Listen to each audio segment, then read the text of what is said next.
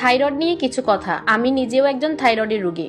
Thyroid দুই প্রকার, যেমন হাইপো এবং হাইপার। এটি এমন একটি সমস্যা যেটা বাইরে থেকে দেখা যায় না, কিন্তু ভেতর থেকে জীবনটাকে নষ্ট করে দেয়। ঘন ঘন মুড সুইং হয়, হঠাৎ করে মানুষ রেগে যায়, শরীরে অনেক ক্লান্তি আসে, অথচ ঘুম ঠিক মতো হয় না। অনেক সময় মানুষের মাথা ঘুরায় এবং হাত পা থরথর করে কেঁপে ওঠে, চোখে অন্ধকার দেখা, শরীরে হুটহাট করে ব্যথা অনুভব করা, মাথা কাজ করে না, ভুলে যাওয়া, একরকম উপসর্গ দেখা দেয়। কখনো ওজন বেড়ে যায়, কখনো আবার কমে যায়।